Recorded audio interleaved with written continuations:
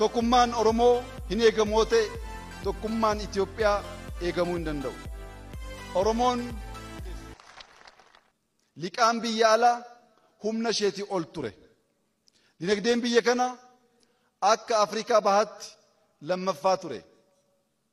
Akka Afrikaattis akka dhagaa baatan san dinagdeen keenya baay'ee duubatti hafaa ture. Har'oo waraanni jira, tokkummaan gahaa ta'e hin jiru. Rakkoon garaagaraa bitaa mirgaatiin mudachaa jira. Achi keessa taane garuu Afrikaa keessatti ikonomii xiqqaati Afrikaa bahaa keessatti tokkoffaa ta'e, ikonomii dachaa tokko ol guddate, ikonomii qonna jijjiiraa jiru, ikonomii magaala jijjiiraa jiru, ikonomii ijoollee keenya sabiyyummaarraa kaasee barsiifachaa jiru ijaaraa jirra.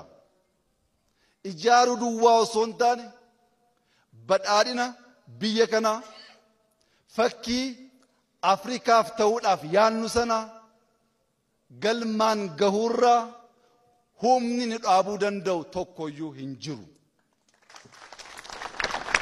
Maaliif yoo jettan nuni waaqa keenya amannee ummata keenya qabannee hattummaarraa fagaannee laphee qulqulluun ummata keenya tajaajilu biyya keenya jijjiiru waan barbaannuuf namni waaqa qabatee seenaa keessatti mo'amee hin beeku waan ta'eef mul'anni keenya yaanni keenya rakkoo garaagaraa mudachuu ni danda'a alatti galmaan ga'uunsaa mamii tokko shakkii tokko iyyuu hin qabu.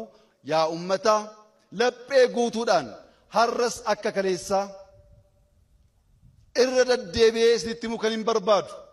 Itoophiyaan badhaadhinni ishee hin dhugooma. Itoophiyaan tokkummaan ishee hin eegama. Itoophiyaan akka Afrikaatti biyya kabajamtu, biyya sodaatamtu ni taati. Kun akka hin taaneef xiqqaaf guddaan bitamee yaalii garaagaraa gochuu hin danda'a. Waaqa keenya qabannee hin moonaa, hin ceenaa, mul'ata keenya hin dhugoomsinaa, nus isinis hin laaltu.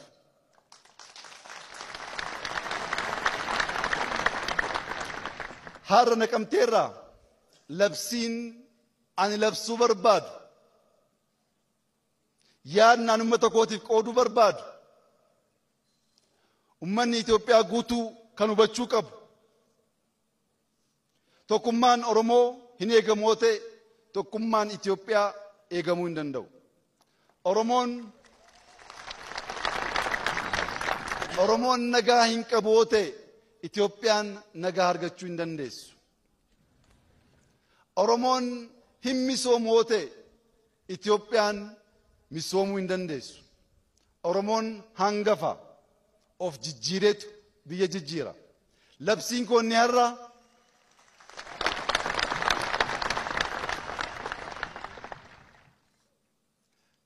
inni har'a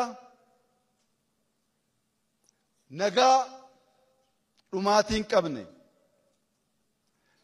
nagaa ummataaf waaqaan waliigaltee qabu, nagaan misooma keenyaaf tokkummaa keenya dagaagsuu danda'u har'a Wallaggaarraa Itoophiyaa guutuuf akka ta'u hawwii koo yaada koo Naqamteerraa ummata Itoophiyaa guutuuf ibsuun barbaada.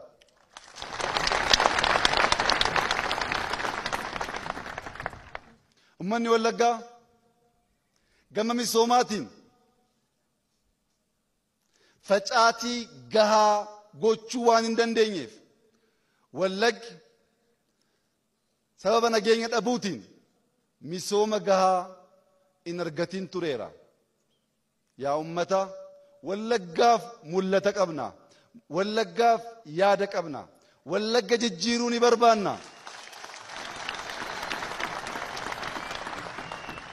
Yaanni keenya kun kaayyoo diinaatiin karaatti akka nafneef ummanni keenya nu waliin ta'ee carraa nuuf kennu Wallaggi jijjiiramee akka Oromiyaa jijjiirutti mul'anni kun akka dhugomutti halkanii guyyaa hojjechuuf isinitti hiqnee gorsa keessan dhaga'uuf nagaa keenya saffisiisuuf gama keenyaan qophii guddaa waan qabnuuf ummanni keenya nu waliin dhaabbatee carraa nuu kennee Wallaggaa maqaa ishee balleessuuf tattaaffii guddaan godhamaa jiru kana maqaa haaraatiin misoomaan nageenyaan jaalalaan hammachuun gurshuun cumboo nyaachisuun akka kaleessaa kan beekamtu akka taatuuf mul'ata qabnaa gaaffiin ummata keenyaaf qabnu waliin haa dhaabbannu ijoollee keenya haa gorfannu qalbii keenya haa jijjiirrannu waaqa keenya haa sodaannu seennaaf tasgabbiidhaan dubbii haa ilaallu miirri nu balleessaa wal qooduu nu balleessaa wal hubachuu dhabuun boriftaan gaaffii keessa nu keessaa gaaffii keessa galuu keenya duratti waa gochuu keenya duratti yaanni keenya sun qulqulluu ta'ee kan ummata fayyadu ta'uusaa baruuf waaqa keenya amantaa keenyaan osoo gaafanne innuu laphee keenyatti nu ibsuu danda'a. Kanaaf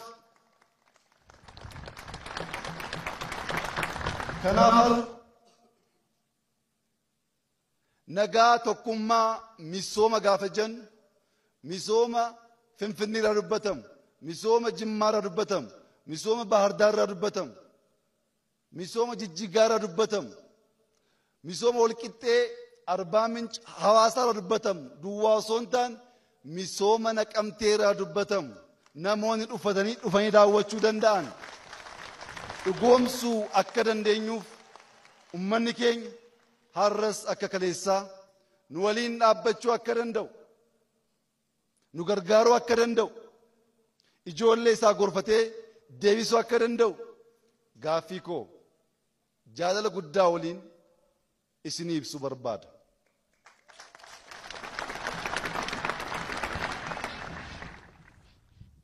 Guyyaa har'aa gammachuu guddaatu natti dhaga'amee jira.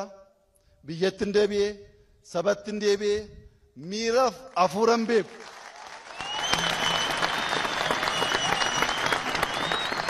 Miiraaf hafuuran kaleessa ganama beeku.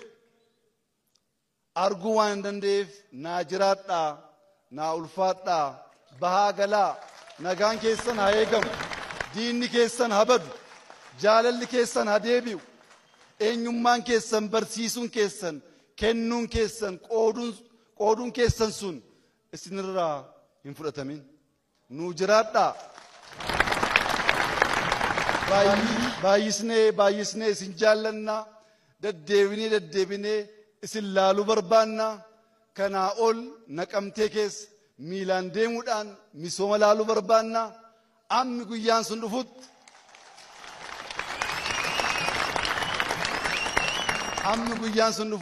waliin taanee nagaaf tokkummaaf jaalalaaf misoomaaf akka hojjennu amantaa guddaan qaba. Waaqayyo isin amantansu isin haa eegu isin haa tiksu isin haa misoomsu diinarraa isin haa eegu tokkummaa keessan haa baay'isu nuu jiraadhaa ulfaadhaa baay'ee isin jaallannaa kabaja guddaa waliin.